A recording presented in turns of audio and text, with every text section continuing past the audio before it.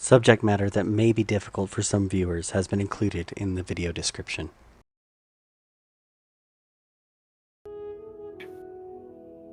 Last we left off, the party in their travels southward to the Wuyun Gates engaged in a number of fireside conversations, as well as Sashem and Zenesha happening upon a circle of statues.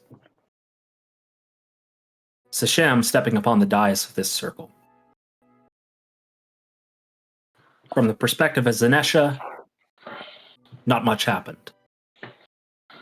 But as Sashem stepped down and was engaging with Zenesha, he had aged. Sashem expressed that there was a cost for a question answered. The party continued southward after this and got to the Wuyun city, that foothold of the Wuyun Gates. Massive stone and metal constructions that separated the new empire from the Menagerie Coast.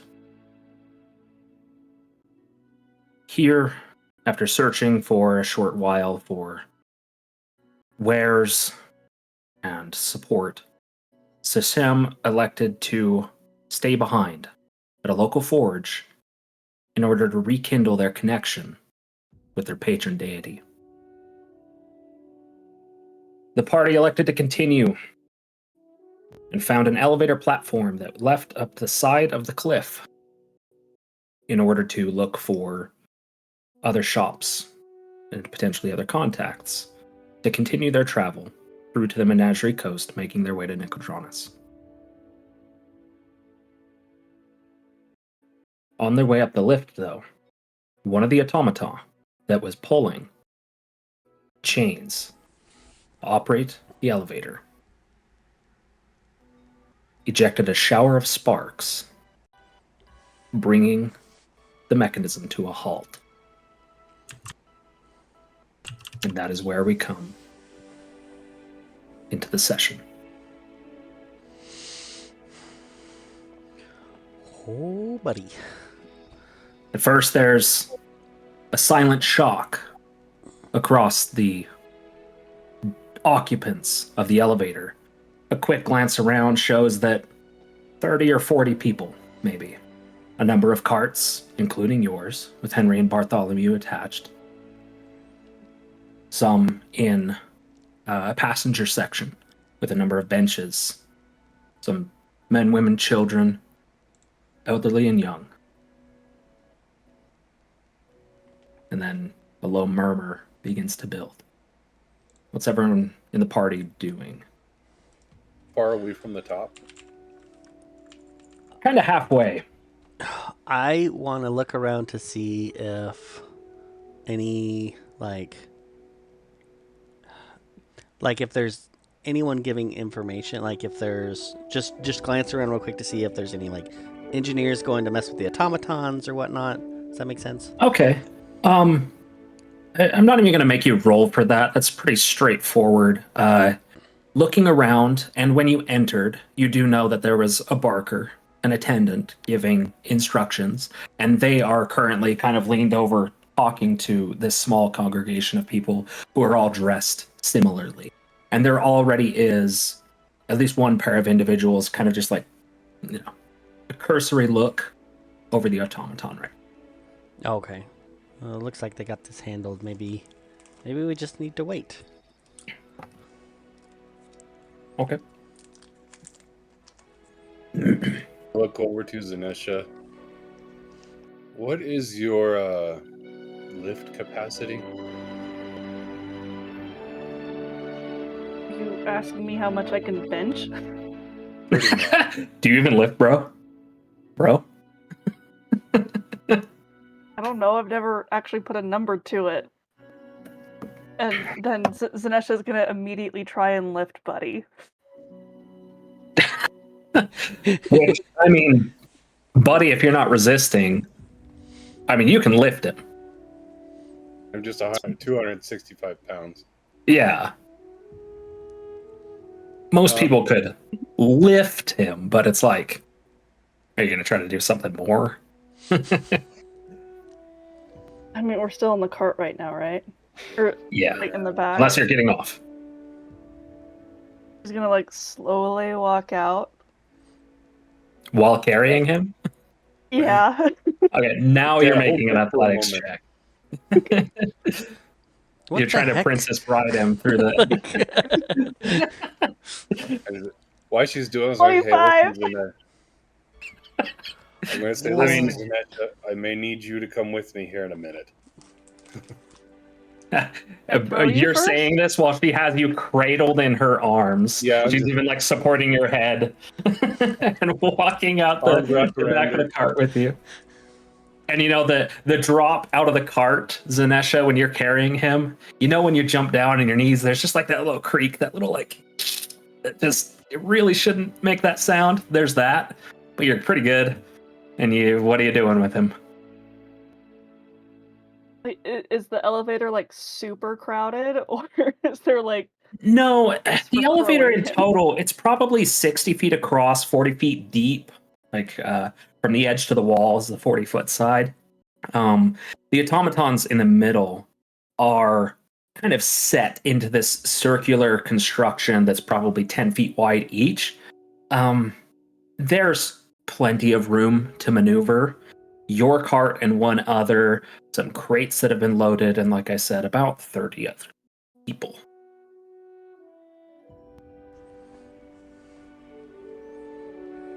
I guess there's enough people around though. Buddy, do your wings work? After dropping out of the cart, Syranos is going to turn around and be like, guys, they said to be still. It's part of the reason why I said I might need your help here in a minute. Oh my goodness. What are you Depending on doing? What happens. Fine, she'll just put him down. It's as you go and set him down, you notice that there is an attendant walking towards you. And it's kind of as you set him down, then turns and walks away. Kind of just walks away, just shaking his head. Is there any like noticeable give to the chain as it's sitting there, or is it just kind of stuck? You're trying to discern if there's like slack. Yeah, like you said, the automaton's arms dropped to the side, and so it's no longer holding the chain.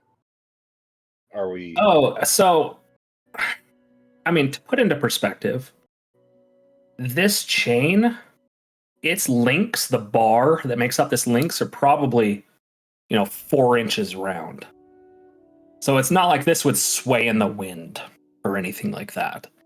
It's a large chain, and it's been grabbed by these automaton to pull and pull. It doesn't look to be wiggling or anything, no. But do make a perception check for me.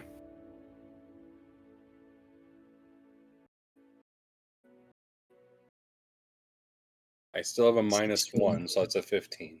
Correct. Okay. Sorry, I have a -2 still. It's a 14. Oh, okay. Understood. It's funny because that makes a difference. Where do we go with this? Things look to be, aside from the automaton, which is currently shut down, has gone almost completely slack. Looks to be in order, as best you can tell. You're not an engineer, so it's a bit tricky for you. Okay. Can I wave over one of the attendants who's walking to different groups? Yeah, it takes you a minute or so because they are going to different groups and kind of just like, assuring people, pulling out a lollipop for a kid that's a little scared. Like, they're kind of trying to manage the morale of the situation a little bit. But you do end up waving one down. It is a gnomish individual. Looks to be relatively young, probably 4 feet tall. They... a little androgynous, but they do approach you and they just go, "Oh, hey, how can I help you?" Hi, sorry to bother you. I know things got interesting. You're giving everyone information. I was hoping to just get an update on the situation, and if you need any help or anything. Is Well, this regular? I'm sure this is most certainly not regular. We probably wouldn't be in business if it was, of course. This is exceptionally uncommon. These automaton have run for, well, longer than I've been alive without incident. So I guess maybe you could say they're due for something like this happening. Sorry, I'm a bit new to this. I'm better at entertaining kids than I am at, answering these kinds of questions. But okay, so and she kind of leans in. The engineers are looking at it, and it looks like the power source just like cut off. Oh, I don't get it. Strange, right? that's I interesting. mean, I'm actually studying engineering here at the Trossenwald College of Engineering, and I think that's just odd. It's really weird. Do things like this ever typically shut off? I don't think I've seen an automaton just shut off before. No, and she kind of points around the platform, and there's these cables that actually go up the cliff, which is another 100 feet up. At this point, you guys are 70, 80 feet off of the ground, and she points up, and there are these kind of like these balloons that are going up into the air. It's like these are ether collectors. They are actually tapped into the aerial ley lines, and that's where the automaton get their energy. So it's not like, we're not having to like go and generate power somewhere to run these. I'm actually here, I'm here on an internship with the college. That's why I'm here kind of learning about all this. They both still look like they're functional, so we don't know what's happening. I mean,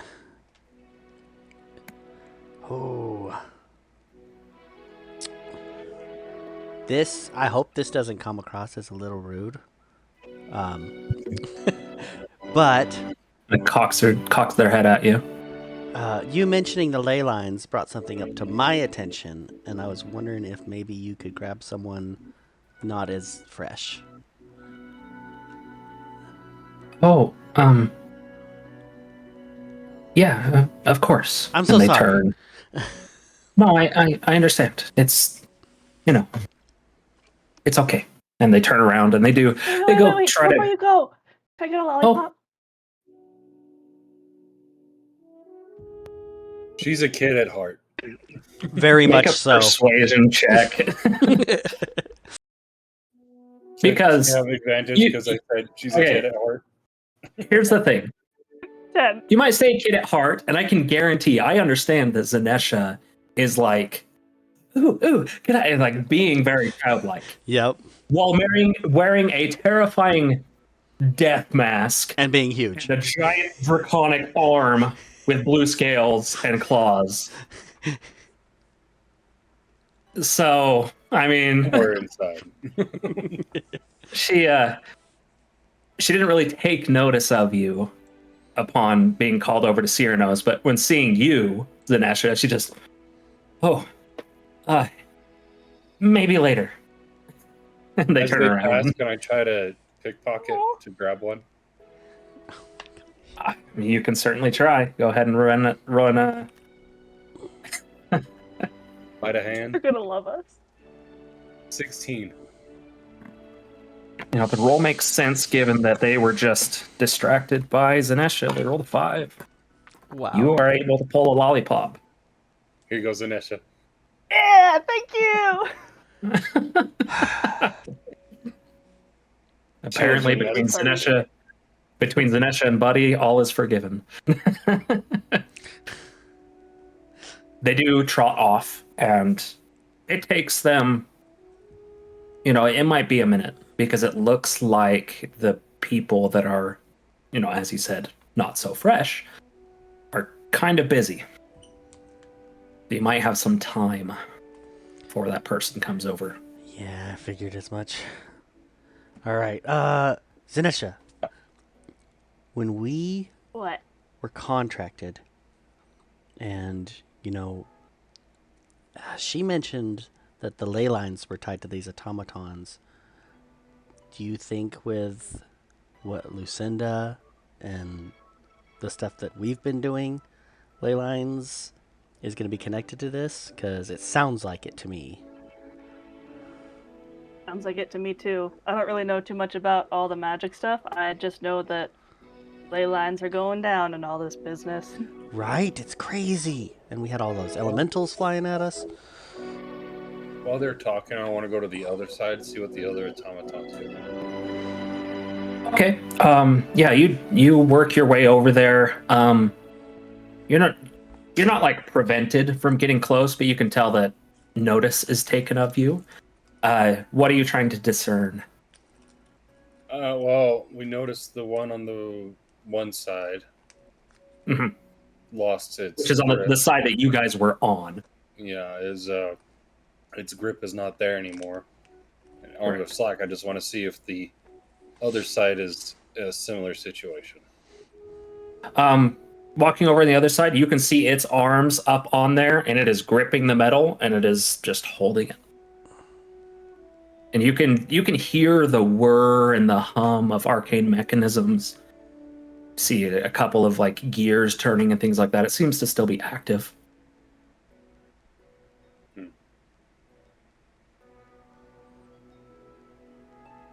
I'll just be kind of walking and looking at the platform, maybe try to get within earshot of some of the more higher up people.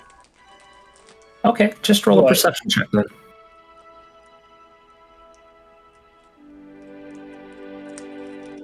Yeah, that's a 6. You know, it's again, you're it's not necessarily that you're being prevented from getting closer. It's just every time you kind of put yourself in a position you're kind of taken notice of, and they huddle up a little closer. You see them pulling out.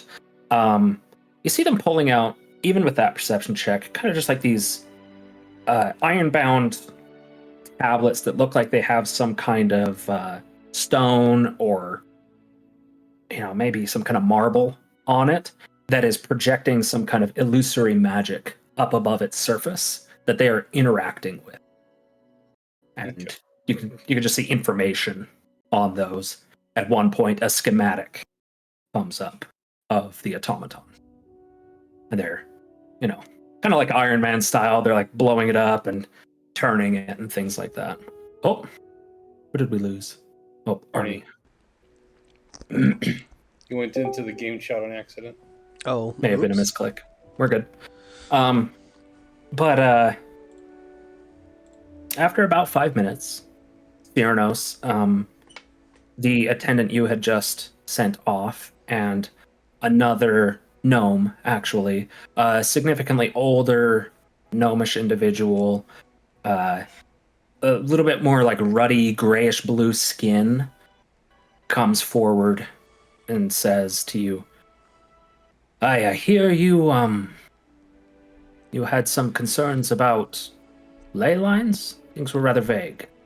Yes, and I turned to thank you so much, and you're welcome to listen to this too, because I don't know how much insight you'll have as well. And then I turn back to him, and I'm like, so we were contracted further up north, and in Camorta, we were contracted with Lucinda to take care of, well, our group fought off some of the cultists that were going around. And in connection to with like all of the elemental things happening, we had found that the ley lines are weakening. So you may want to be aware of that, considering these are tied to the ley lines, and we're actively working towards this situation. And I wish our other member was here, because he had been doing this longer. And I am going to turn to Arni and Zenesha and be like, do you guys remember more of the information on the ley line problems, and I'm just trying to like relay. Yeah. Yeah. Well, Kind of as you turn to speak to Arni and Zenesha, he kind of puts his hand up and he says, I was actually one of the consultants into the decommissioning of the synthetic ley line systems across the New Empire. I am aware of Cult of the White Skull. I am pleased to meet you, of course. My name is Gortash. He gives a slight bow. Pleasure. I'm Syranos, and this is the Forge Force. Of course. I am the Chief Arcane Engineer here at the Wuyun Gates. A pleasure.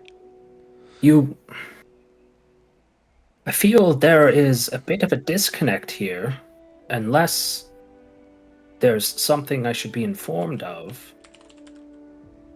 Between the Cult of the White Skull, and he points up to, the aerial ley lines, and natural ley lines.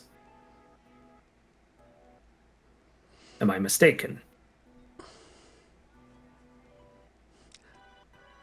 As a player, I'm trying to remember things at the moment. Yeah, you're good.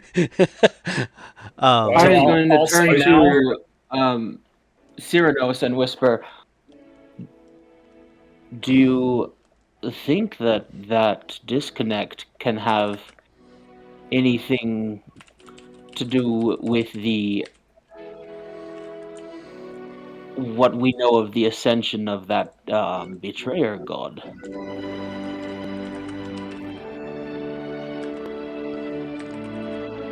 Just to make clear, he's speaking of more like a conceptual disconnect. Oh. He's saying like, hey, the Cult of the White Skull is messing with synthetic ley lines, and these are natural ley lines. What are you talking about? Kind of gotcha. thing. Oh, okay. Ask a side question real quick as Buddy was looking around. How many children are on the lift? Children? I mean, just make a perception check real quick.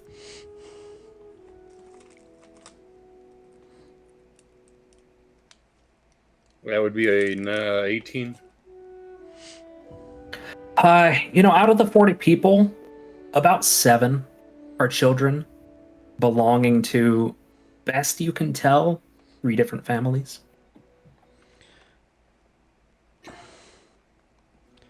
After their conversation, he's going to walk up and ask the guy a question. So keep going with that. So, I'm trying to remember. You guys, help me remember here. When we went and basically built a Quintus, that was natural ley lines, right? Or did we know? I am unsure. I'm trying to remember outside of character. Like I don't think we knew that kind of stuff. But we knew that they were messing with stuff, and I thought that had tied into Aquentus and the elemental stuff that happened earlier. Am I wrong on remembering that? It was one of the more focal point of the natural ley lines, I think, is how Austin told us. It was like a hot spot, or there are some hot spots throughout the world. Yeah. Since you guys have kind of, you've kind of cobbled this together now. It was a ley annulus, which is a convergence point of multiple ley lines, which is where multiple natural ley lines specifically, which is where you summoned a Quintus. So the cult was something different. The cult was interacting with the synthetic ley lines in Comorta. Okay. In the synthetic ley annulus under the city. Okay. Zenesha's gonna speak up and say, I'm pretty sure they're attacking the natural ley lines too. And he kind of just turns to regard you as well, and that would be difficult, but not impossible, given what they've already done. I kind of fought them over one. I almost fell into it myself. But here I am. Well, and But considering, yeah, they did had you? access to it. I'm turning to him. I'm like, was there a rainfall of elementals here not too long ago? There would have been, if not for the barrier. Most of them crashed off of it. The new empire defends its border cities with a substantial magics. I believe we were at Zadash when the elementals rained down, and we believe it's tied to the weakening of the ley lines that we are investigating.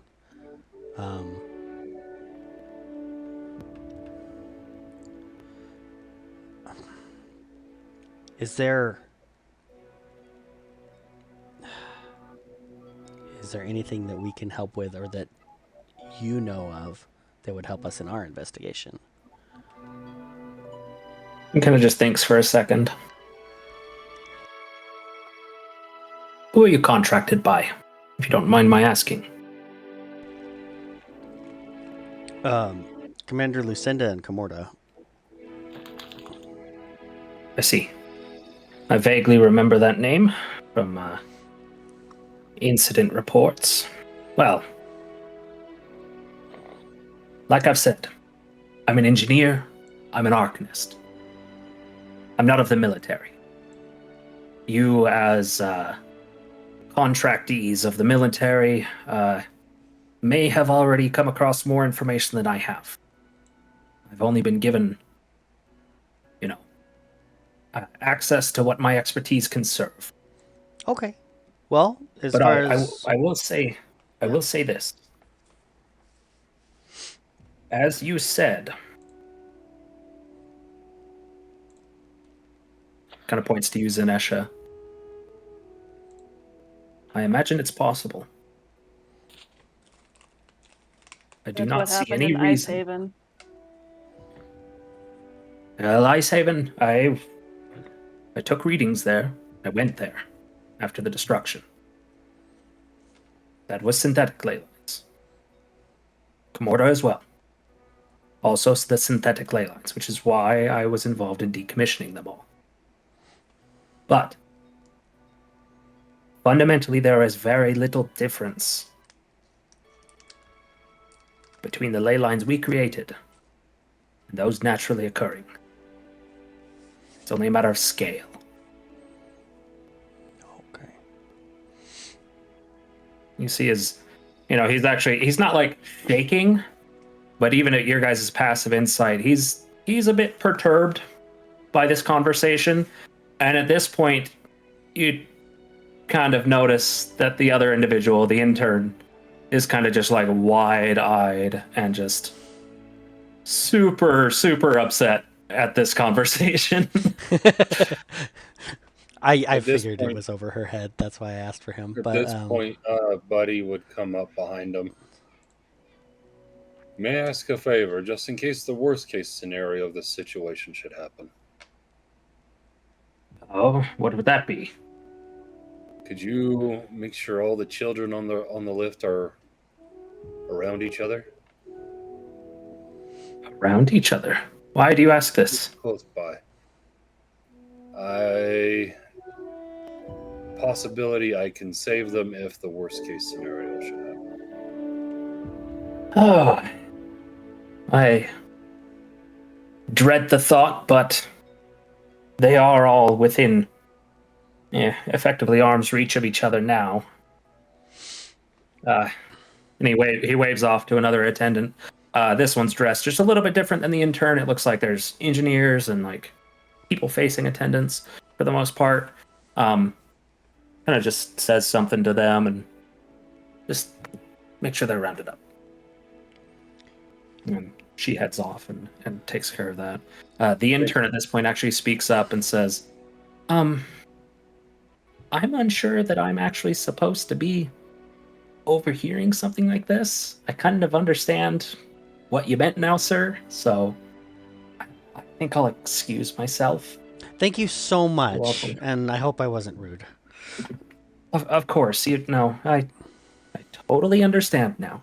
And they turn around and move back towards the automaton. Turning Just back. gonna loudly suck on the lollipop as they turn around to leave. Okay. Oh gosh. It's a natural 20 on perception. They turn around, they cock their head while they're walking away, stop and turn around. And then she doesn't say it like audibly, but you can see her go, what the fuck? And then turn back around. Got kind of like the Deadpool going on with her mask where it's just high enough. Yeah, exactly. It's lifted up. Yeah. Turning back to was it Zortash? Gortash. Oh, G. Gortash. Okay. Turning back to Gortash, I want to just be like, well, as far as your knowledge on the situation, what are we waiting on? Diagnostics. You have to understand what is broken. Okay. So just sit tight for now? I'm afraid so, unless any of you have any engineering expertise. Unfortunately, I don't think we do. Very well. Let's have everybody make a perception check. Okay.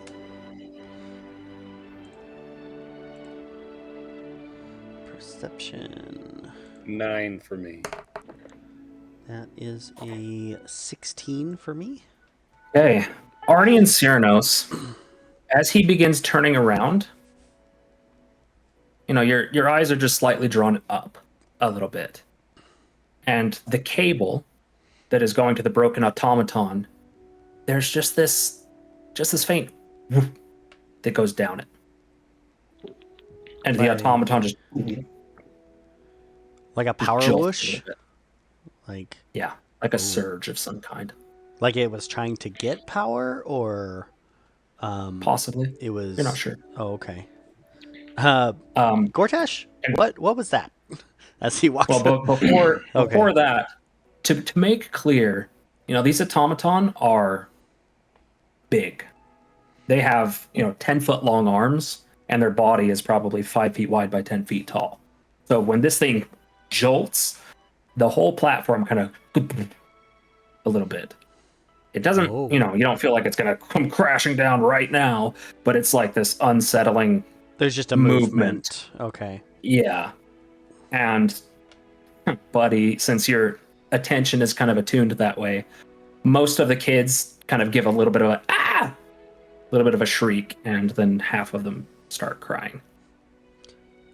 So, Gortash, tell me, if this thing was in need of power, hypothetically speaking, what would say if I were to kickstart it by calling down lightning? Say, hypothetically speaking, what would that do? Please don't try to do anything like that. We have methods of drawing the ether from any spellcaster if absolutely necessary, without having to fair enough. directly channel it into a spell. Yes, please don't strike our automaton with lightning. And he turns around and begins to walk away. Okay. And Syranos, it's at this time you actually notice that he's not a surface world gnome. He is a deep gnome. He's a Snurfavblin. Okay. Yep. Gotcha. I'm going to start making my way towards the group of kids. Okay. That's all I'm doing right now. Buddy, okay, what are you you doing? are near them.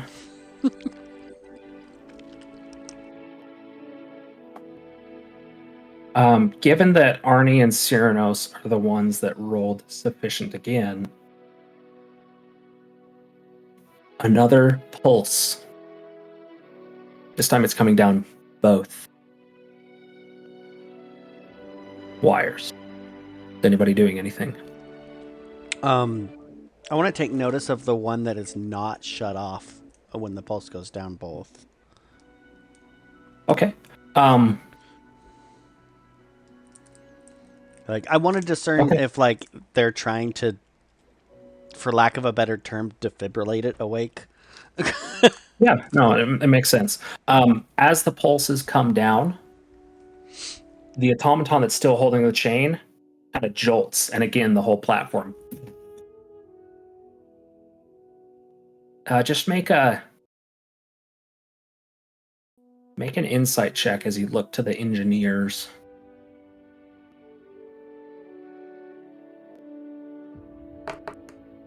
And Arni, you could do the same if you'd like. 14?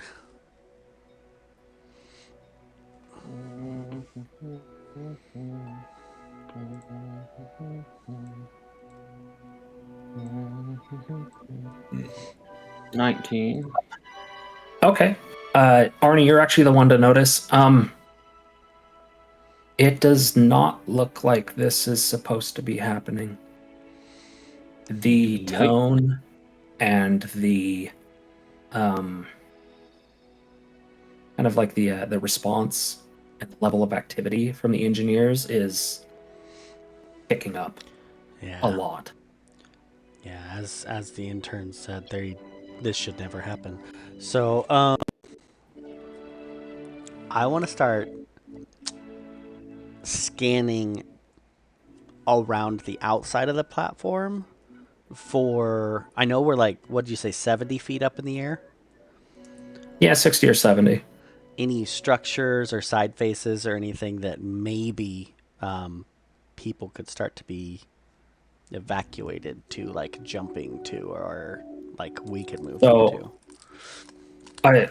It's not hard to find, so I'm not even going to make you roll. Okay. There is a singular ladder that spans the entire length of the lift on each side. A ladder. Which No. it doesn't take a lot to know that is not a journey everybody could make.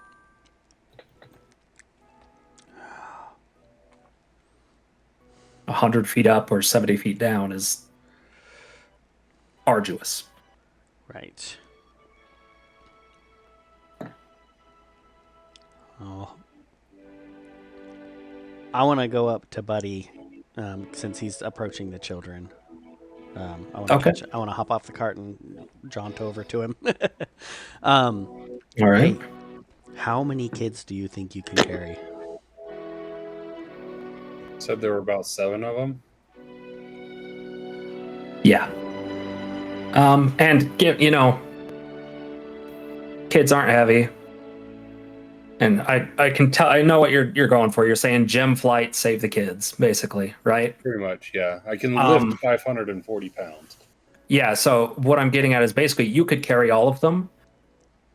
It would not feel good for you on the way down, but you could probably take care of it. I'd be taking them up and putting them on top. Oh, okay. Elevating carrying that much weight?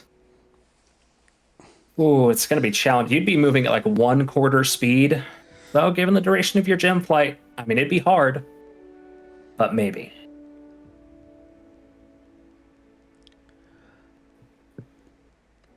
It'd be a struggle, but I think I can handle saving all the kids for sure. Okay. With that, I would like. It's like, okay. That sounds great. Real quick. Let's have the two of you make a stealth check for this conversation. Oh, okay. And as we're rolling, question: how much does the cart weigh?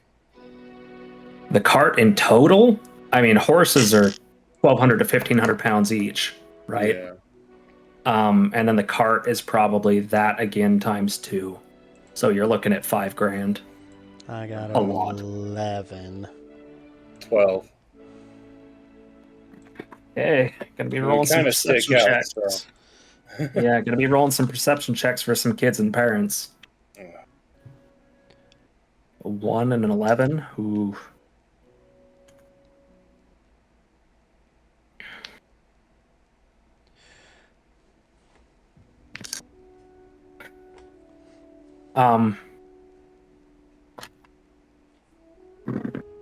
So, buddy, you feel a tug on, kind of like your the furs or something around your belt. And as you turn to look, there is a small half-elven girl, and just looking up Get at down you. to her level. She's kind of already got tears in her eyes. The shaking has not been, sitting well with her. She just says, "Are we falling?"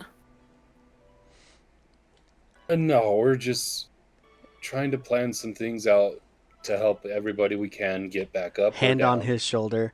Everything's gonna be okay, little one. So either both of you can roll a persuasion check, or one of you with advantage.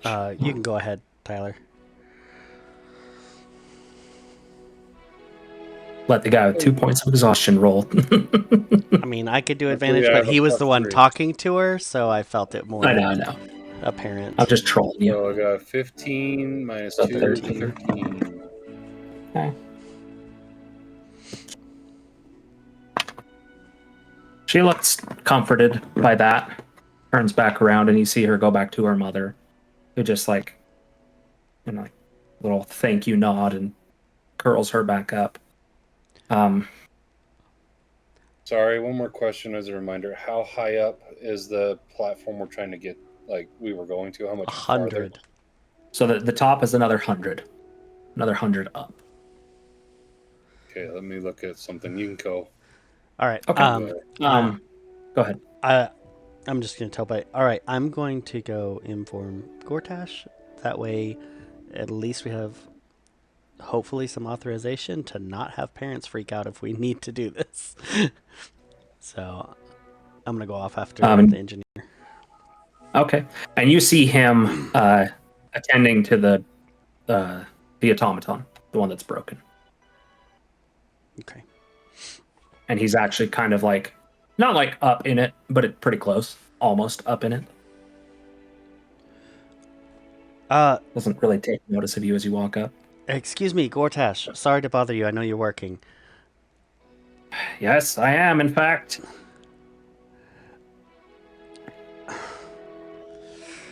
I don't want to have to yell this up to you. Can I borrow you for a second? I know it's important though. And he draws this sigil over his ear, and you see as his finger traces, it actually writes an arcane rune in the air, and then he flicks it and it rings, and he says, "You can whisper, I'll hear you." Thank you. And I just want to whisper to him, be like, we have a plan, and my friend can, if necessary, get the children to safety.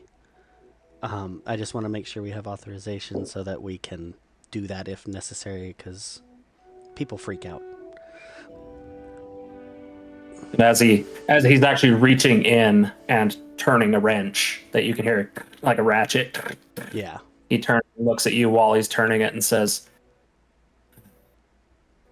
"Well, I trust that you're capable of that. The good news is, at least from this height, nothing should be lethal." Do we need to start people evacuating down the ladder? More likely to cause greater harm than taking a fall. But this other automaton seems to be doing fine, and it's right as he says that. And the automaton loses about 10 feet of hold on the elevator, and the whole elevator, that rising feeling in your gut as your elevation drops. Just... And actually, Gortash needs to make a dexterity saving throw, considering he's standing in a precarious... Ooh. Oh, and he falls. Gortash falls about 8 feet. It's only 1d6. That's You one. sure about that? As I try to grab him. He lands pretty well. Oh, okay. But kind of oh, that hurts. I Where help him the up. fuck are these surges coming from? I don't understand. How far off the ground below are we? now about 60 feet. And the second automaton, the one that's currently holding the chain, is now kind of in an outstretched position.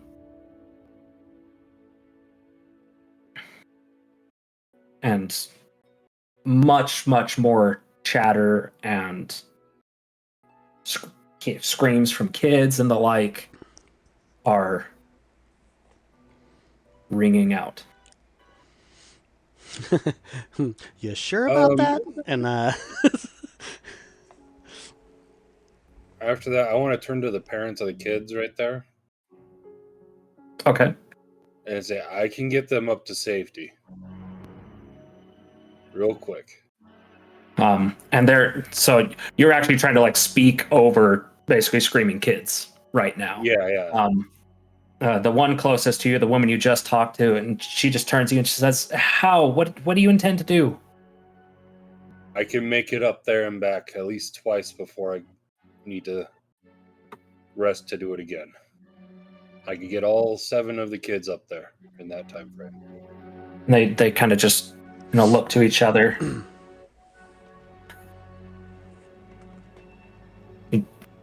She pushes her daughter towards you, the little half-elven girl. Says, please, I don't know what's happening. And seeing this, a couple of the other parents do as well. It looks like, one of the families, which is 2 of the kids, are kind of just holding on to them.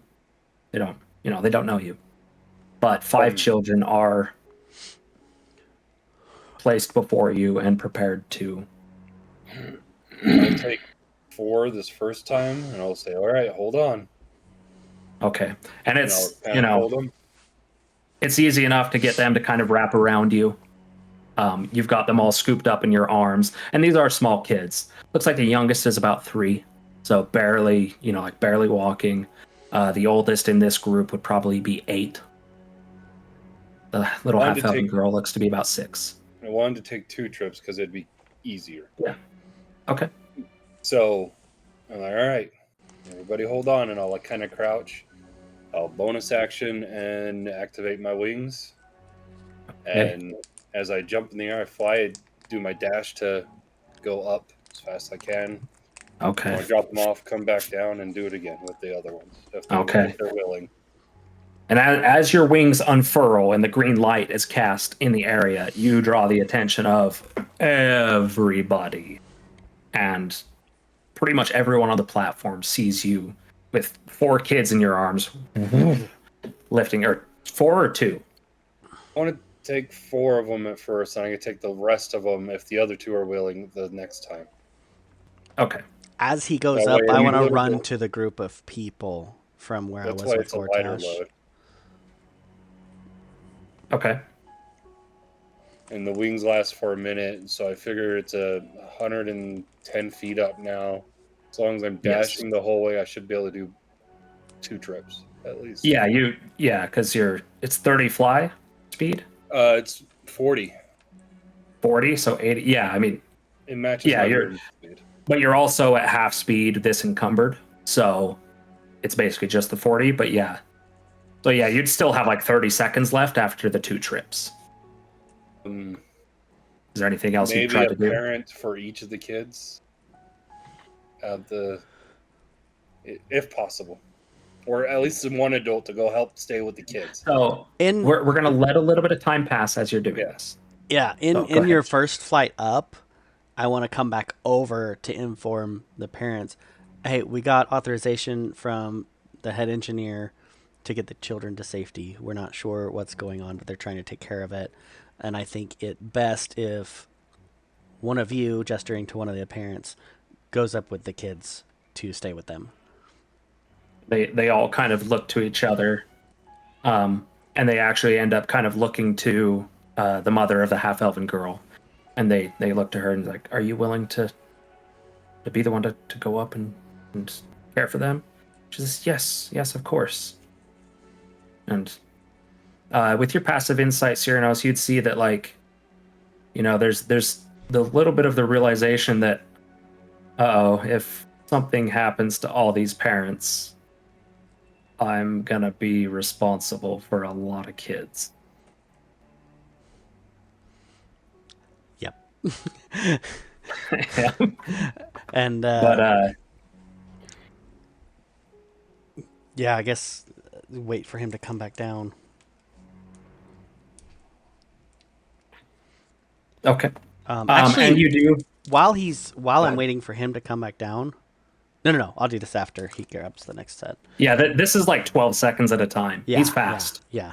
You know, it takes, well, no, so let's see, it takes him basically 12 seconds to get up there, 12 seconds back, up there and back. Yeah, so he'd still have 30 seconds left after a second trip.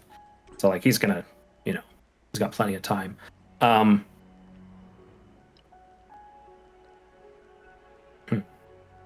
need to make a roll.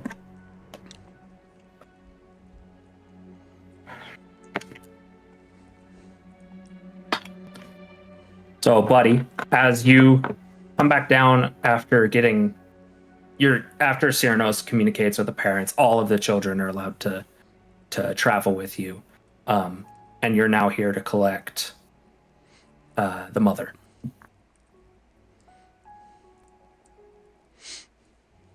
On my arm. She kind of just if she steps wants up to you. All right. I'll have her wrap her hand around me like, hold on. You ready? All right. Yep, she grabs onto you. I'll launch off again. Okay. As they launch off, I would like to grab some of the other parents and, in a whisper, be like, there's another way. It might be easier to go down, but there is a ladder over there, and I kind of just gesture to it. Okay. And you guys can make your way there. I know it's a big climb. That's why I said it might be easier to go down, but at least, you know, and that's it. Yeah, they kind of just give knowing nods. One of the younger gentlemen was the father of one of the other children. Actually, kind of looks up the ladder, and he goes like, you know, I'm climbing ladders all day, making shingles fastened to roofs. So I'm just gonna go be with my son. And he just trots over there and starts climbing up, which a number of people notice him disembarking the elevator. And just to be like kind of set the scene a little bit. So the elevator sits against basically a rack, right, that goes all the way up the cliff face. The platform actually kind of like semicircles around this ladder.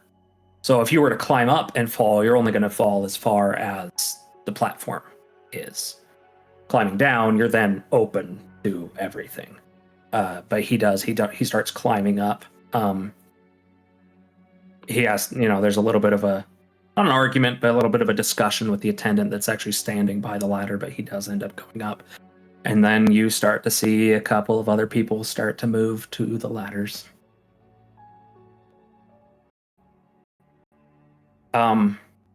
Buddy, I need to pull you to the other channel. So is there time in between whatever happened with you two while you stepped aside? Or Yeah, so he launched off, you know, he's gone it twice now. It takes him about 30 seconds okay. to get up and back.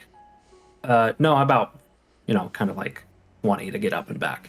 You have a moment here. Okay, I would like to ask,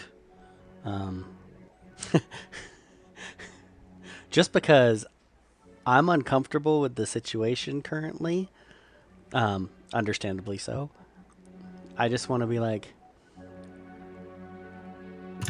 now nobody panic. I know this is not supposed to happen, but is there anyone else who has magic to possibly help get people down or up to safety? Just in case. Kind of speaking out. Yes. So there, a good number of people turn their attention to you in that direction. They begin to kind of look to each other a little bit, looking to you. You do see somebody kind of just clad in a robe begin to stand up.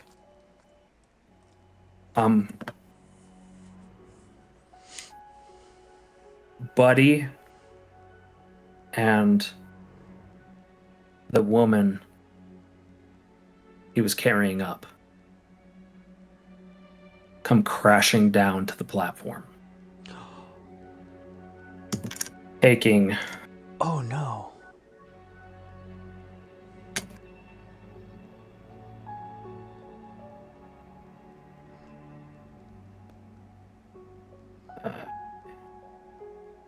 Sorry, it's a lot of dice. 9. Oh, get back here. Oh, double sixes. 1.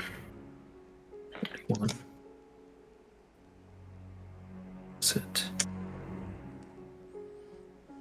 Buddy, you take 49 points of bludgeoning damage. Now, you specified that you raged during your fall, so it would be reduced by half.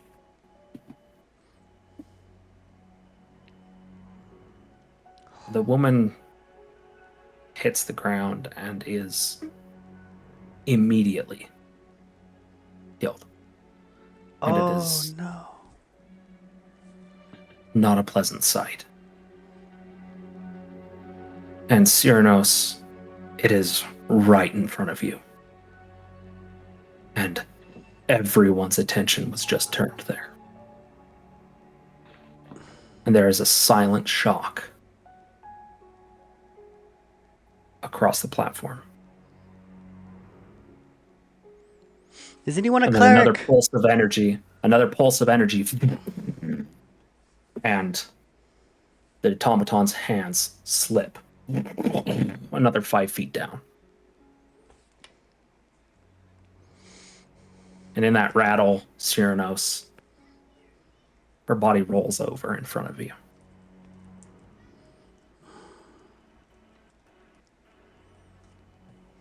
Oh, shit. Time is passing at this point. Is anyone a cleric? Is going to, with the diamonds that he earned from Gilmore, Mm-hmm. Arni will cast Revivify Okay. on this woman. So you go forward. Describe to me what the Revivify casting looks like from you, from the Stormlord in this moment.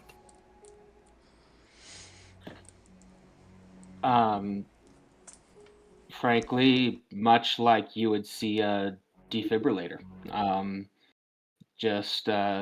Arnie's gonna charge up with static electricity and going to just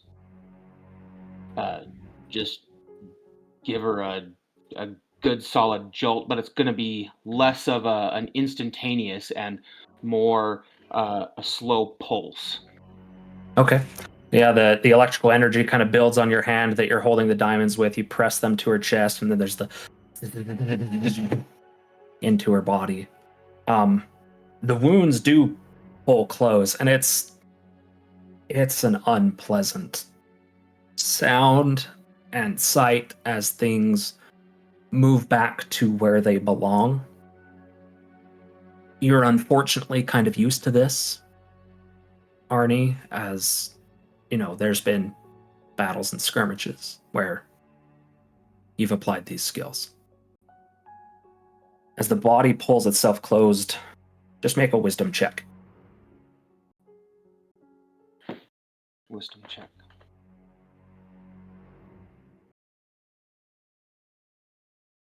Oh, that's gonna be abilities.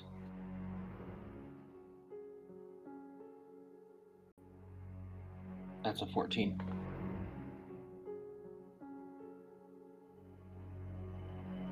You have experience with this spell. It was actually, if I recall, you that pulled Syranos back, right? That Or was that Might have Sashem? been Sashem, I think. Okay. Yeah, I'm But pretty you sure it you was have Sashem. you have applied this spell before. There's a sensation of sending out a call to the soul to return. And you know it can be denied. That's not what happens here. You send out the call, the soul. The body is healed. The body healed in as much as, 1 hit point. It is repaired. It is ready to receive a whole soul. It can return to life when the soul returns. But there is something clawing that soul and pulling it away. And you are fighting it. What do you do? How do you overcome the force that is attempting to claim this soul? I'm gonna close my eyes and pray, Court above, help me and help this woman. It's been a clouded day. But there is a in the distance, just the roll of thunder. Far in the distance. Which you would know means strike actually happened a number of seconds ago, even before your prayer.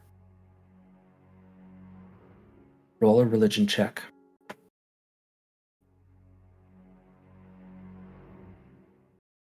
There's only one roll that this works with. Come on, Arni. It's a 14. You reach with the spell, and all of this happens in a matter of seconds. You reach with the spell. You feel your soul. It's there. You can feel it, and you're pulling on it. Something is pulling it the other direction. Something ravenous. Something hungry. And then you feel Cord. His presence with you. And you feel him reach through the spell. And as he goes to grasp alongside you, it slips away. And the spell ends. I've lost her. What? No. Sashem She brought me was- back. That's the same thing. No. She was right here. She was right there. And something took her. And I lost her. No. I couldn't bring her back.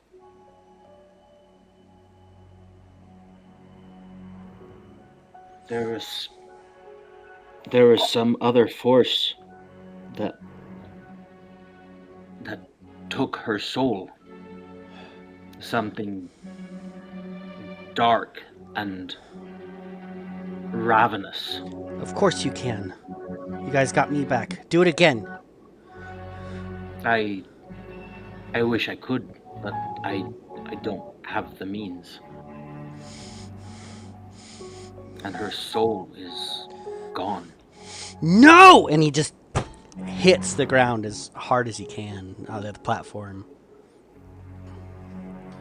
Which would jolt Buddy to kind of come back conscious.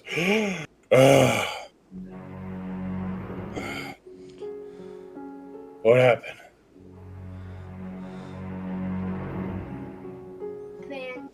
Zenesha's gonna help Buddy up. At the moment you go to help him up, it's kind of awkward because you go to start to pull him up. And then the downed automaton and starts pulling the elevator up. So you pull him up and then he's thrown back down by the lift of the elevator and then you pull him up again. It's weird, like double tap. But the elevator is moving up again.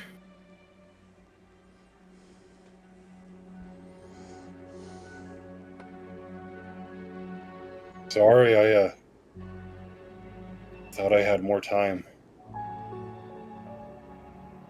Guess I wasn't fast enough. So did we. So did we.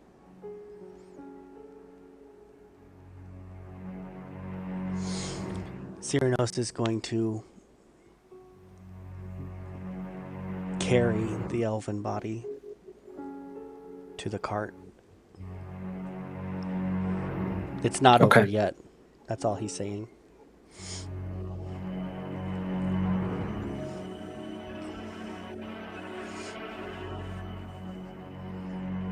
I'm just Arni, gonna what Go ahead. Go ahead. No, you go. Go. I was just gonna say I'm just gonna go sit, grab the reins, and just pull the hood of my billowing cloak over my face, just looking down. Arni, what you have gentle repose learned? Or no? No. No. You're aware of the limitations of Revivify and its more powerful counterparts. You're also aware of those more powerful counterparts. But you do not know how those work when something else is at play.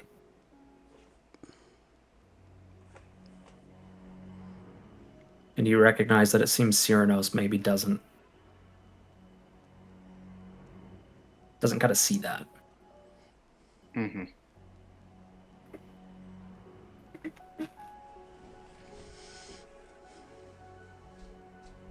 Syranos. What? Let's lay the woman to rest. And give her the honor that she deserves. It wasn't her time. We should take her to a temple. I understand it wasn't her time. But there's no soul. A body needs a soul to be brought back, and there's no soul. Whatever this was, it took her soul. And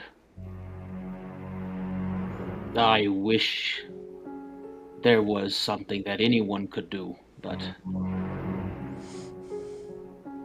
there's not, my friend.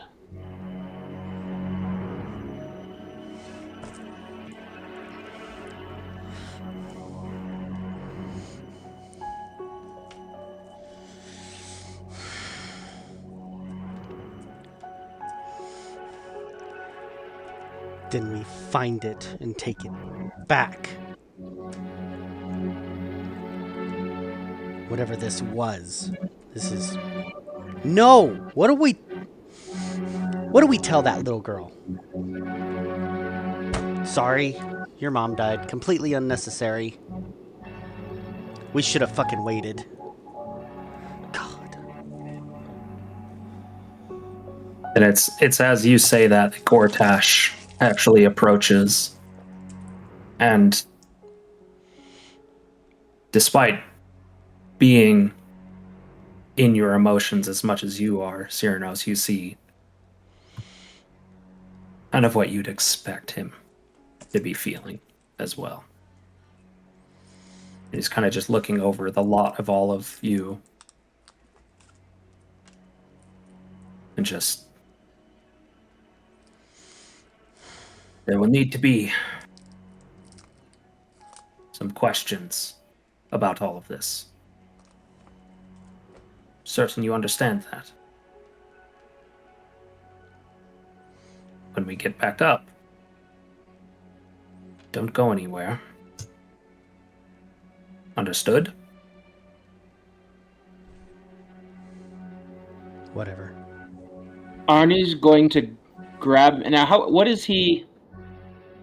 What race is he? Gortash is a deep gnome. A gnome from the Underdark. You would actually recognize that as well.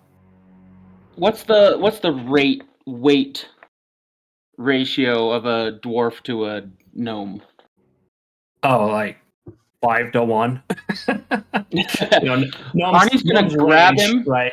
Gnomes can range from like 3 foot to 4 foot, and are generally built, scale wise like a human. And dwarves are taller than that and much, much thicker. Arnie's gonna grab him and hold him over the edge of the elevator and say, "Of course there's going to be questions. And if you think for 1 second that you are going to hold us liable for this, you are going to have to ask yourselves,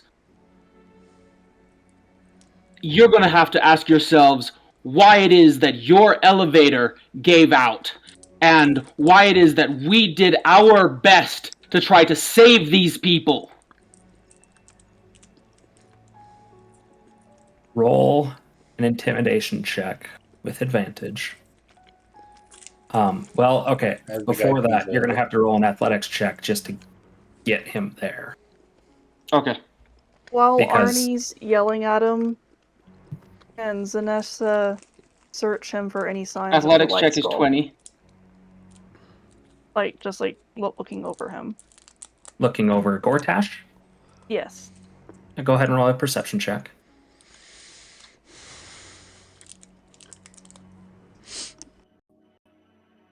And intimidation was a 5. Okay. I mean, but, your action, right, of literally holding him over the edge of the platform significantly lowered the DC. But, as you're dragging him, right, at first, he's terrified. But interesting enough, when you put him over the edge, his resolve kind of steals a little bit. And he just looks at you and says, "If you're going to drop me, do it." You're right. I'm sure you can understand that this was a tragic moment. And I'm going to set him down. But I'm sure you can also understand that every action of ours was with the intent to save lives in the aftermath of a near disaster of your facilities, of the failure of your facilities. So you can understand our frustrations.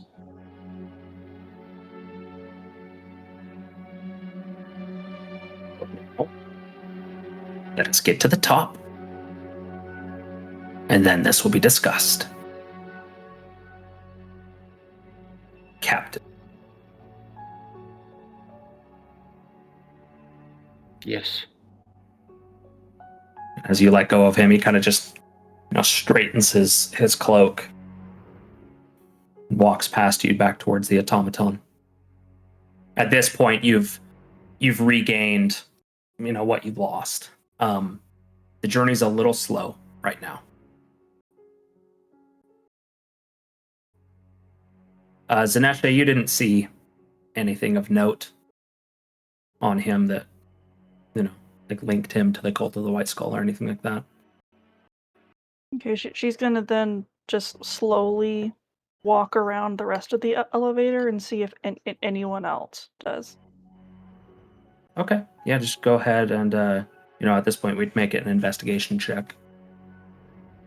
Buddy, what are you doing right now?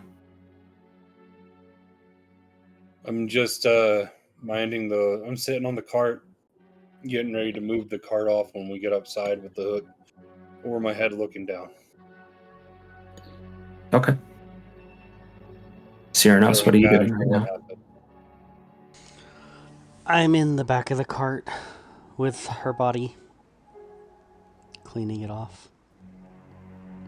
best I can. Just As a note, the revivify spell, it doesn't like just magically erase all the blood, right? yeah. It does close wounds, and it is, a relatively trivial task normally to clean away the blood. It's impossible to remove what's been stained into her clothes, which was a pretty substantial amount.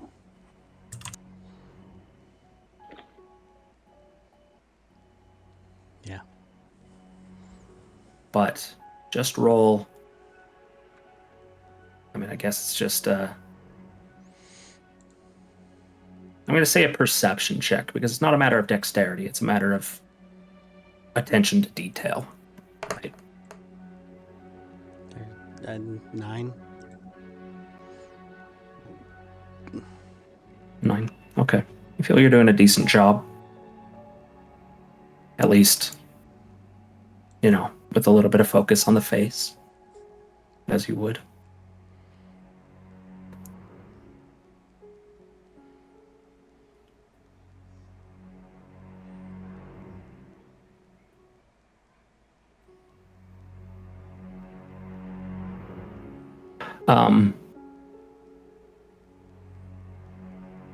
The elevator's still moving relatively slowly. At this point, you're probably 80, 90 feet off the ground. 60 or 70 away from the top.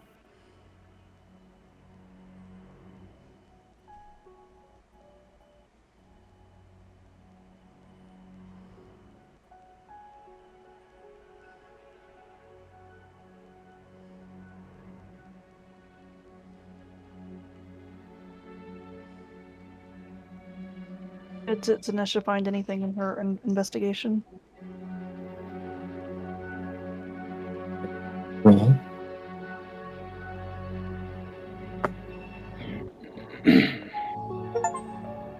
No. And as you walk around, people take note of you walking and kind of just like stare at you as you walk by, and then turn their attention back to their business. You do overhear a number of people speaking.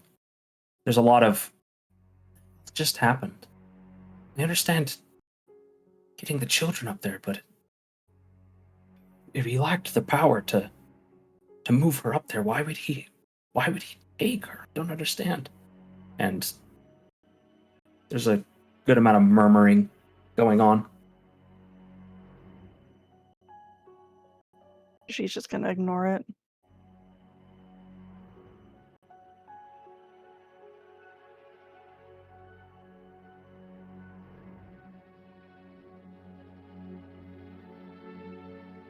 Syranos, what is your passive insight number? I believe it's one of the higher ones in the party, but... My passive insight is 11.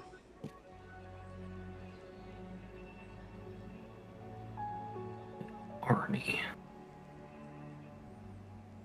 Yeah, I don't. Oh, Arni, yours is actually a 16. Okay. Bit higher.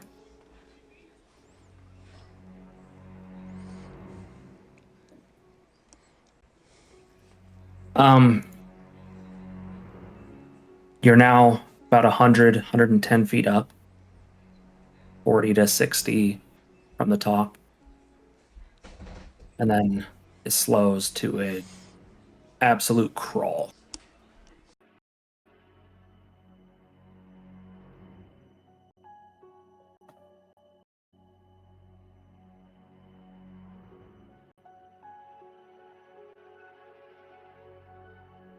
Zenesha's gonna go back over to the cart. Okay. And with care, start to search the body of the Erin, one that died. Okay. And Syranos, you do see this happening. Yeah, just go ahead and roll an investigation check.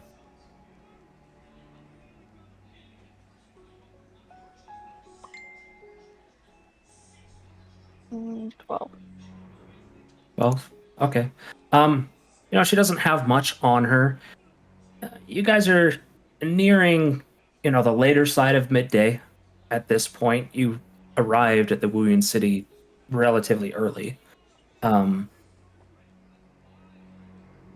There's a coin purse that has a gold and a few silver. There's a locket around her neck that just has a picture of her and her daughter. There is a ring on her left hand. That's about it.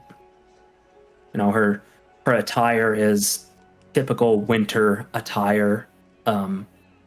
It's not like she's dressed in deep furs for an Arctic, expedition, but she's dressed warmly. Though those clothes are now blood-soaked. I know you've got a reason for doing this. What is it? The White Skull's here. They caused this. I don't think they're here on the elevator, but they're here somewhere close by.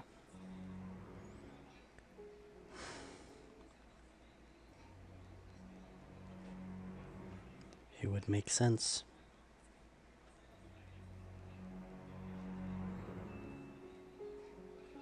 Zenesha, make a stealth check on that. Again, this part of the conversation.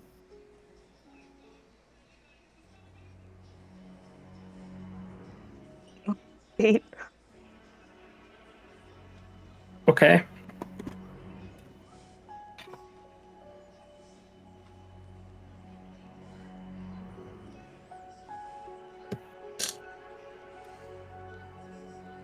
There's still a pretty strong silence over the platform. There's a little bit of yelling, which you can tell is from Gortash, over by the automatons. And he says, "Get this thing moving! We need to get to the top! We can't be sitting here!" And the automatons at this point, they're pulling, but it's like, it's just so weak and slow. They're barely moving the platform at like a foot per couple of seconds. We're like 30, 40 feet from the top now, right? Yeah, at this point. So you're, 120 or so feet up.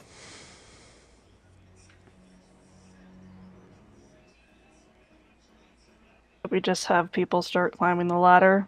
He's gonna say that to Syranos. Last time we tried to help, things went bad. Maybe we should just wait. Unless someone looks suspicious to you. I help them all up the ladder, maybe I'll find something else.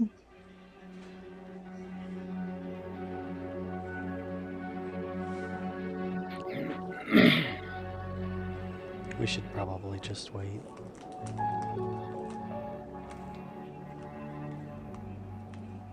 No, the journey. Oh, go ahead. Wait. No, she'll wait. Okay. The journey the rest of the way up takes another 30 minutes, but it does make it. There's a little bit of trouble in indexing the platform into its locking position, moving at such a slow pace. Though with some very, very long levers, all of the engineers and workers and attendants work together to force the gears into their proper positions. The platform finally settles and locks into its position at the top of the cliff. And that's where we're going to take a break.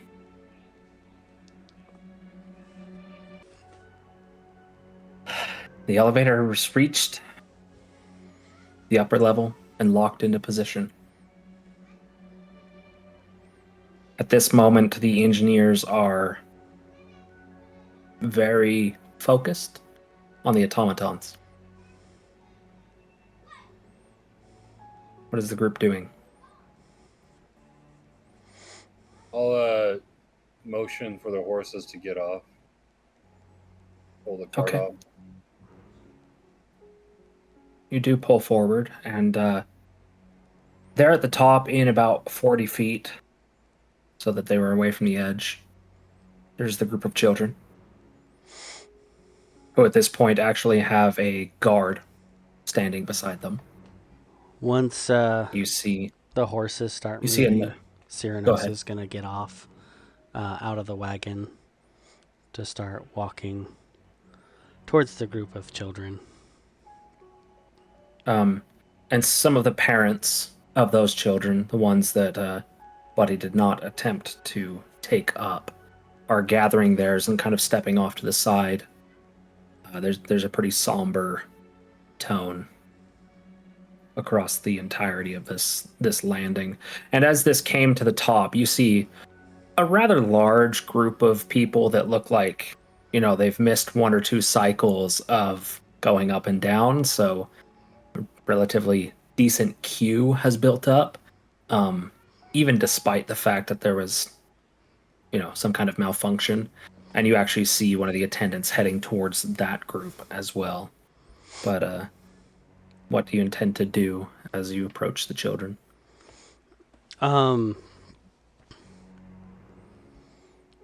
Actually, I want to approach the guard. Okay. With the children. And the guard at this point, the other children have kind of run off to their parents, and the girl is just kind of like excitedly looking past everybody and like,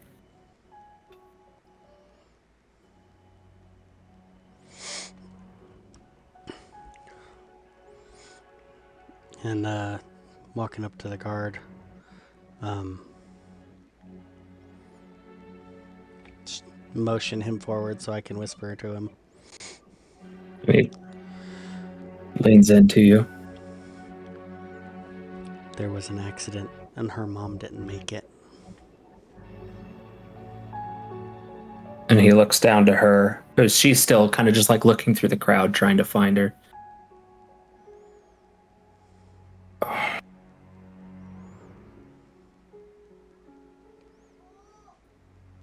He looks to some of the other parents who have collected their children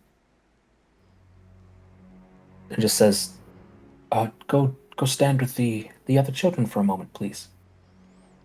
She just hops over, still kind of just looking through the crowd, which is thinning at this point, coming off of the elevator. And the guard leans to you and says, what happened? Well, I'm sure you saw things lock up. Of course. In an effort to make sure the children were safe, our party tried to help out. And as you can see, we got the children to safety. But a parent volunteered to go up and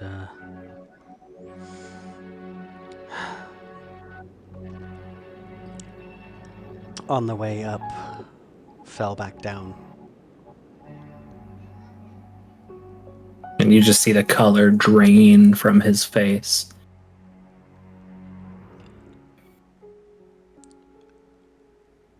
Now, where are they? She's in the back of the cart. I've cleaned her off. It seems like she's got a locket of her and her daughter, and it seems like a ring on her finger, so there might be a father. We can hope. Of note, we tried to bring her back. With by what means? One of my party members used a diamond for Revivify. And it failed? It succeeded. Her body is whole again. But he told me something else grabbed her soul and took it. We need to go to a temple. Looks to the girl. If possible. She's not of devil blood. There's no... Don't understand. Yeah. But I want an answer and I want to find it. Is there a temple? And he looks up and down the... There's... Well... The Dawnfather is there on the Menagerie Coast side. But the Night Maven would be... Sorry, Raven Queen. I'm from Marquette. Would be on this side.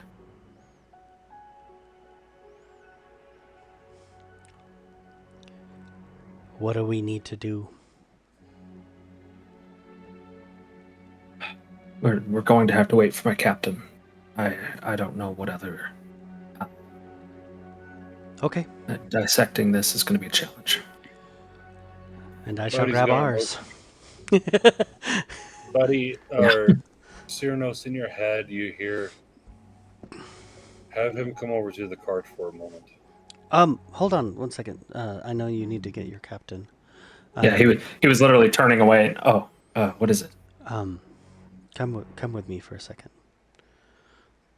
And as you turn to the cart, you see of course. Buddy rip part of his billowing cloak in the bottom corner, grabbing a rope and making like a little bag.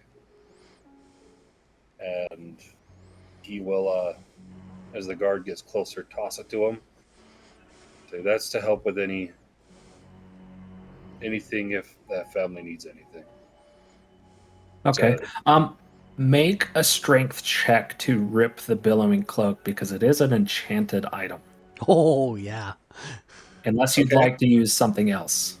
no, I'm gonna try to rip this thing. Okay. If it doesn't work, then I will. But I don't want the information. I want the roll. 19 plus 7 minus 2.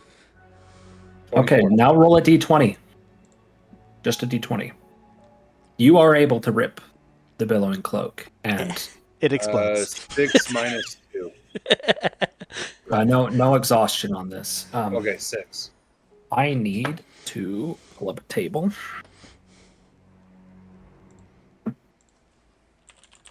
Oops. Okay. Well, you're fortunate. The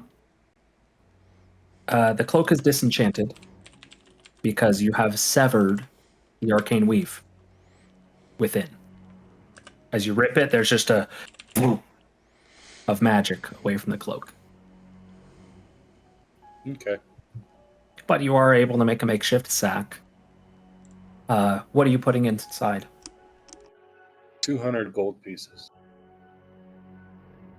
Okay. And so it's hefty. It's like a quarter of your cloak to do that. So, Yeah, that's okay. it explains why it disenchanted itself. You assemble it and you toss it to him, and this hefty, he ties another string around it and then actually pulls out a tag, writes something on it, and throws it in a satchel. He's like, I'll make sure that this goes to supporting their family. If she You better, as I point my tail at him. has any left. We await your captain.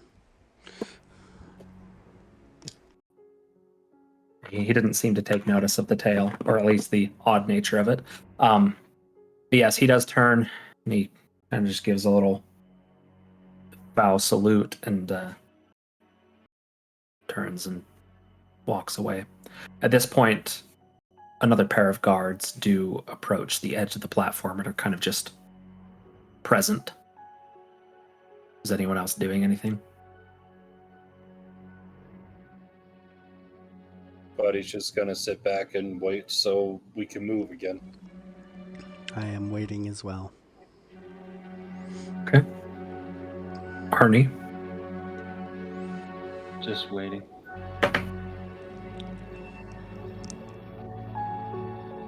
Arnie's kind of just stewing silently. Arni, I'm going to take you into the other channel. So Arni, as you sit contemplating what just happened, as what you would call yourself an acolyte or a worshiper of Cord, you know that your connection a lot of the time is very one-sided. In that, while some power has been afforded to you, you don't really receive a lot of input. And as strange as it is, this feeling you had of Cord trying to reach that soul with you is the first time you've felt that close to Cord, to the Stormlord. And upon sending your prayer, hearing thunder in the distance, knowing that the storm heard you, there is this deep, bittersweet nature to this. You've never felt closer to Cord. You've been, a follower effectively your whole life. It was practically born into you from your father. So you didn't really, never thought a lot of it. It's just like, all right, this is part of who I am, but this was different. And as you sit there in contemplation,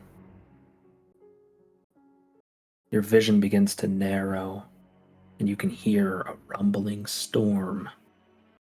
It seems like it would be in the distance, but it's in your ears instead. Do you do anything as your vision narrows? Close my eyes and meditate. As you give in to the sensation, essentially, you feel your consciousness sent distant, far from where you are now. And your vision opens despite your eyes being closed. You have lidless vision.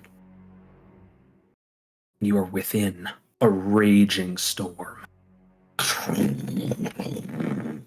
Lightning all around you, racing across clouds. You feel that your will gives you motion here. What do you do?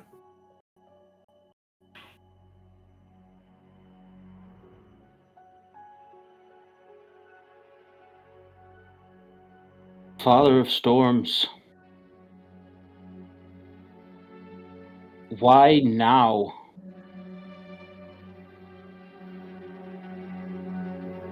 And why could I not bring her back?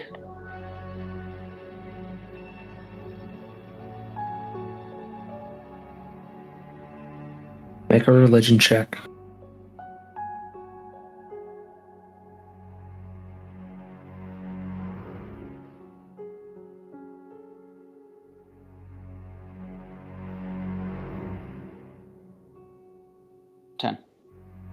Okay. The thunder ceases for just a moment, and then lightning strikes across your vision, and in the cloud in front of you, you can see just the outline of a figure. Someone in the cloud, as lightning strikes all around, casting their shadow in different directions. And you hear within the thunder, there is a betrayer. You're back in the cart. At this point, most of the people that we're riding are off. And there, Syranos, you do see the girl that is standing with some other kids at this point. Doesn't see her mother.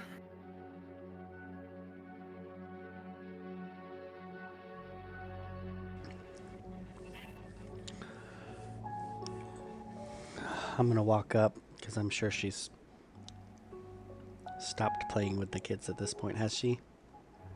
Very much. She's ignoring them. I'm gonna walk over and crouch down at her level. Hey, what's your name? You remember me? Where's my mommy?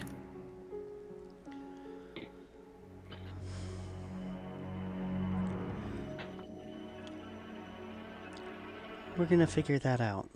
Okay? Why don't you come with me? We're gonna talk to some soldiers. And Okay, I'm Maria. do you have a daddy? Yeah, Okay, we're gonna talk to some soldiers and we're gonna get your daddy. And he's away. he's away? Uh, Well, we're gonna figure it out. Will you come with me? okay. She kind of looks to the other parents who just nod at her. She reaches her hand out to you. Take her hand. It's sweaty, clammy. She's pretty anxious right now.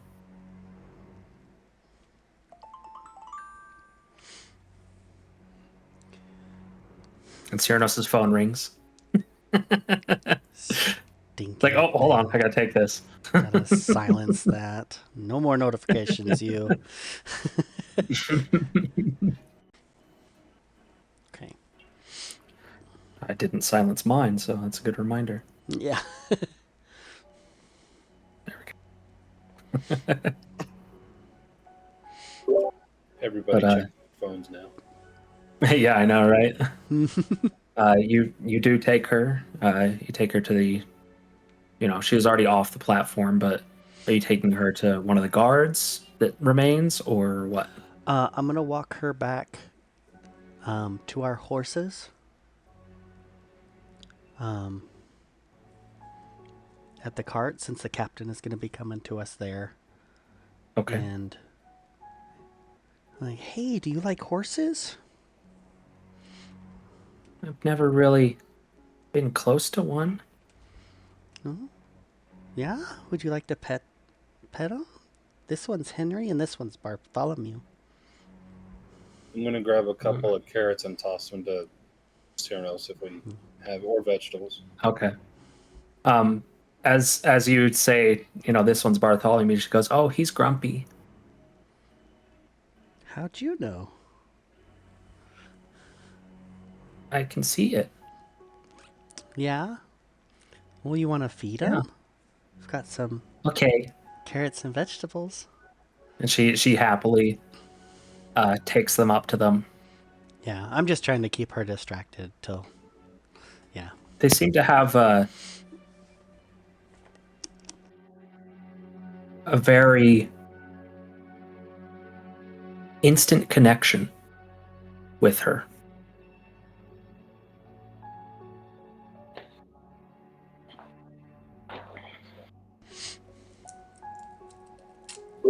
Does Buddy notice this?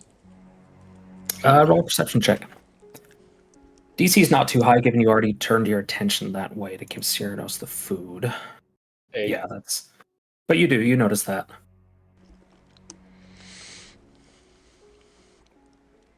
Okay. And I want to... Basically, she's feeding the horses. I'm helping her to get comfortable to petting them. If she's okay with it, I'll pick her up and put her on the back so she can sit on the horsey. Like, that kind of stuff. Yeah. I'm trying to block the view going into the canopy of the cart. I was about to say. I'm trying to not Yeah. make contact. It would only with be her. on the horse in front of Buddy. Okay. I also imagined that the drapes would be closed. But Very much. I am still going to roll a perception check. Okay. Granted, the DC of this is pretty exceptional. I'm going to roll this on camera. Box of doom. By the way, kid, here's your mom. Oh, hey, we found her. Oh, Oh gosh. okay, you're good. She seems far too enraptured. Yeah, it was an 8. She seems far too enraptured by being on a horse for what you assume is the first time to be able to catch a glimpse of anything. But she is, having a good time. But even with that perception check, bit of an odd reaction from the horses.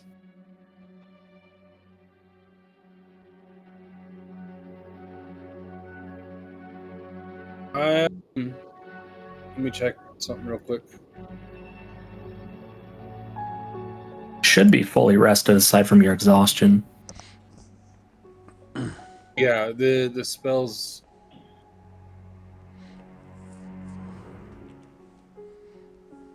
You gain the ability.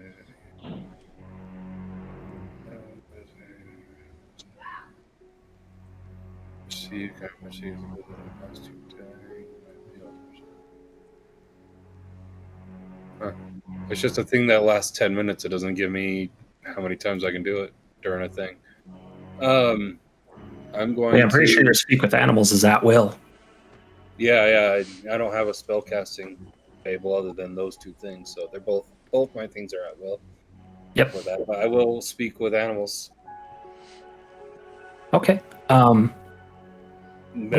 mentally talk with them in this case. Okay. Not long after you cast Speak with Animals, they're kind of already in conversation. Bartholomew seems to be in a good mood. And says, "Oh, she is a nice girl." And Henry says, "Yes, she is a beast soul." A what? He said a beast soul.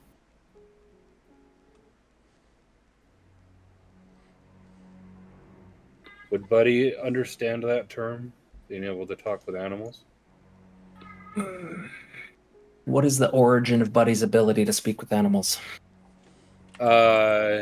His spirit, his totem, barbarian. Okay.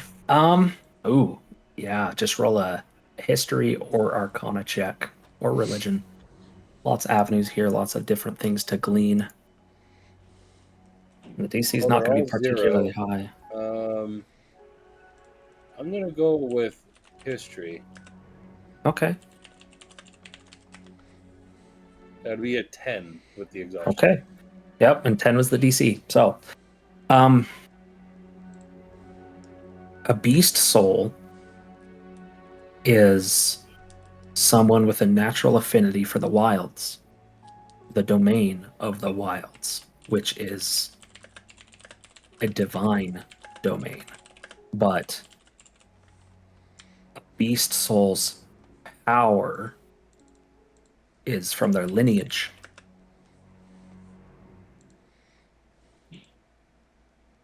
And as a beast soul develops and ages, power shifts from parent to child.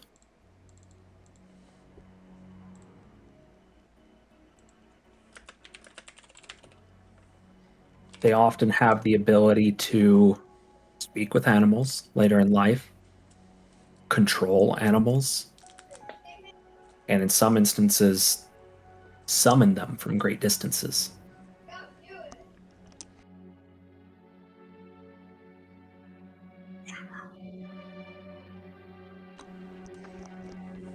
After I hear that,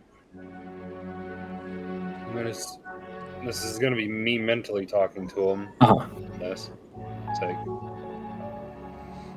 how old are you boys? How would a horse answer this?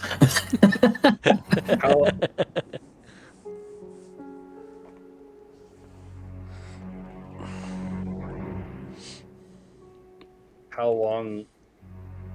I guess the question would be better.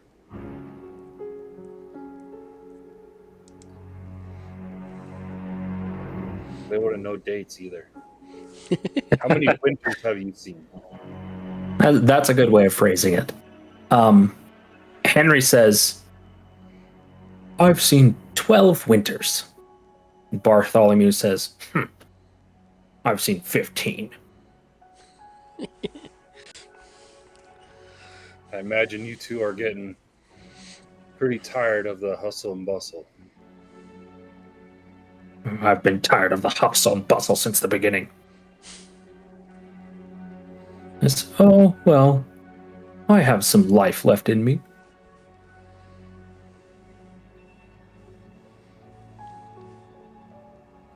Before the time of talking to them runs out, I'm going to not look at the girl directly. It says, little girl,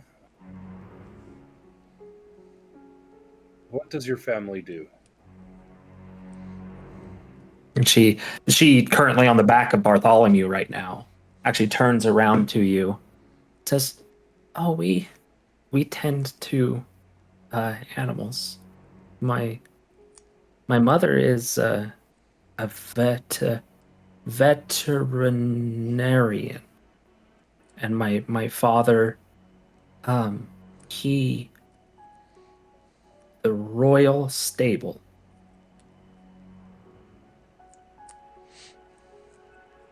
And Do I What is hear your name? speaking at this at all? Or is this all mental? This No, just I'm now would actually- have been out loud, but the animal speak was not. Okay, so what she said was out loud. yeah.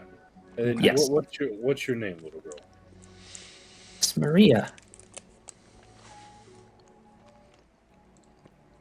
She's got a decent smile on her face. You can tell that the nervousness is still there, but What do you think of Henry and Bartholomew? she Them? she actually leans down and hugs Bartholomew around the neck, and she goes, "I love them." What does Bartholomew react to since I still have that up? Um, We're hugging him. so like what's the best way to describe this? Not words, but there's kind of like that, but not like in a bad way, but like my heart's gonna explode because it's too cute kind of thing. That's awesome. And Henry actually says, "Oh, I want a hug." I'll reach down and just pat him on the top of the butt. Say, you'll get yours soon in his head. I thank you, Maria. I'll turn my attention back to the horses for the last minute or so. And so, would you guys be okay with staying here?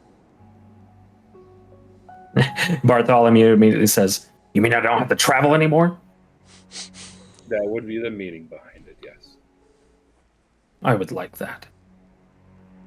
And Henry says, "Well, I like Bartholomew. I think I'd stay with him." We'll see what we can do.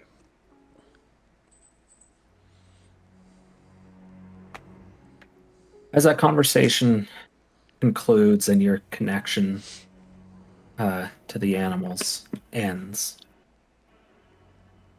you all see a rather large showing of guards approaching. Oh, come here, Maria. I'm going to pull her down off the horse. Here's some more vegetables so you can feed them and pet them. And she takes them happily and begins to continue to feed Henry and Bartholomew, which at this point are probably being overfed, but maybe it's not going to be a problem for very much longer. About 15 guards that move alongside a captain. Now, this captain is a Goliath individual. A bit actually small for a Goliath, but a Goliath nonetheless. Stands only about as tall as Zenesha and or Buddy, plus an inch. So Zenesha's like much taller than Buddy. So yeah, stands almost as tall as Zenesha. Kind of walks up and immediately takes note of the girl, kind of looks around. Arni, where are you at this point? you Just in the been back of the walking car? alongside the wagon. Okay. Does take note of you and just kind of raises a hand up to you. Greetings.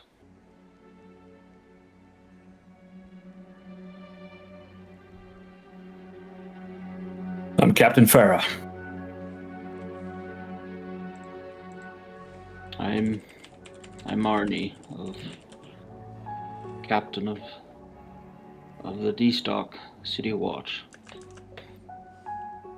It's good to make your acquaintance. We will not...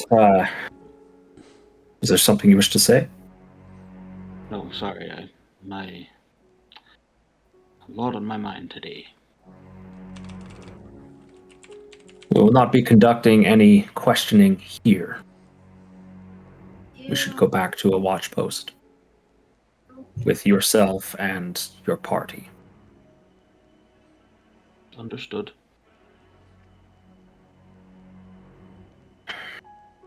He bends down to the little girl. Hello there. What's your name? She goes, oh, it's Maria. You are big. Yes, I am. Would you like to ride on my shoulders? And with that, again, she lights up. And then a moment later, she kind of puts her head back down in thought. But where's my mommy? We're going to be speaking about that. And he picks her up, turns her around, and puts her on his shoulders. And he turns to the rest of you as you're all grouped together and says, if you would please follow, your cart will remain here, and it will be attended.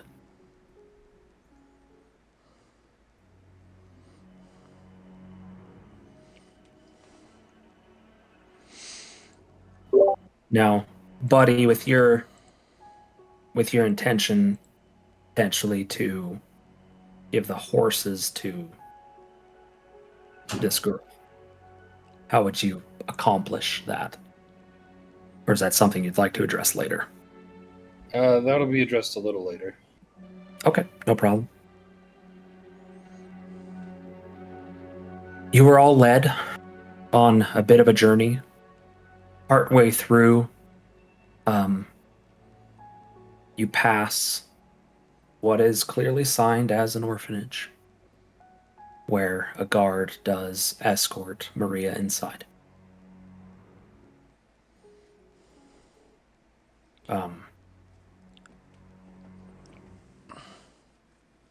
As she's being escorted, I want to speak up to the captain, but not where she can hear it, just Okay. approach. She has a father. That very well may be, but he is not here right now. This is a place where she can spend some time with other children, Okay. be safe, should Yeah. be attended by my lieutenant. Valid. Thank you. And as you all walk, at first you're walking rather freely, but it doesn't take long to notice that the group of you is slowly but surely being encircled by the escorting guards as you move along. Like a frog in boiling water. Is Gortash with us? Make a perception check.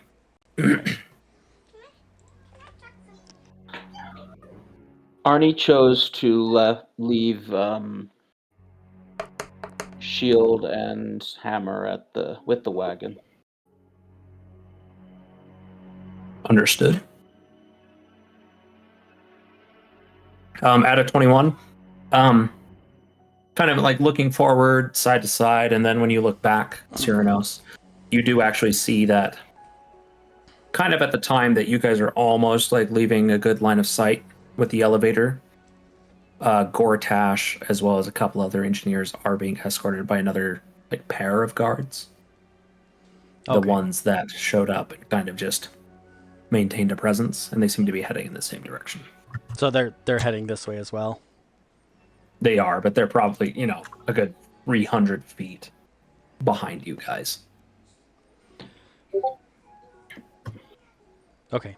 Yeah. As long as they're heading this way, then I'm not too concerned. Okay. As you all are escorted, you do approach a watch post. And this watch post is of an interesting make. It also sits probably only what would be like half a city block from the Temple of the Raven Queen, further in this direction, which you guys have now traveled, back further north a little bit and are overlooking almost the front of the city on the Empire's side. This tower is, when you look up, 15 stories tall, with ramparts, armaments, mounted ballista, and an airship dock up at the top. The gate swings open, and you are escorted inside. As you enter the reception area, for lack of a better word, of this watch post, Captain turns around and says, "We will have each of you provide report." Daddy, daddy, daddy, daddy.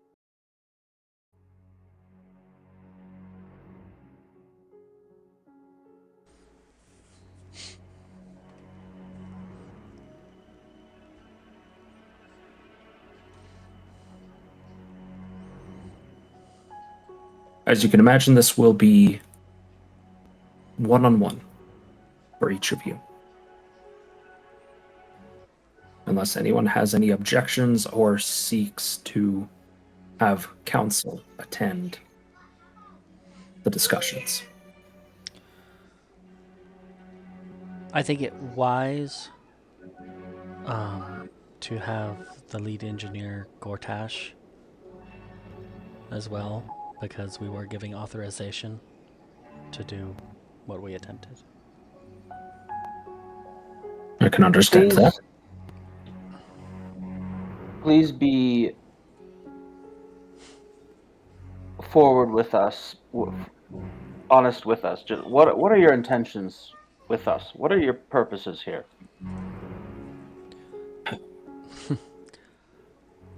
I know you're just doing your job. My intention is to understand what happened and how to prevent it from happening again.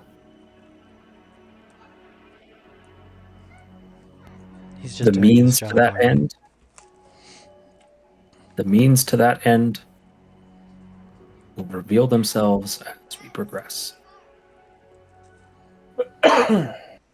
But at this point, you are not free to go.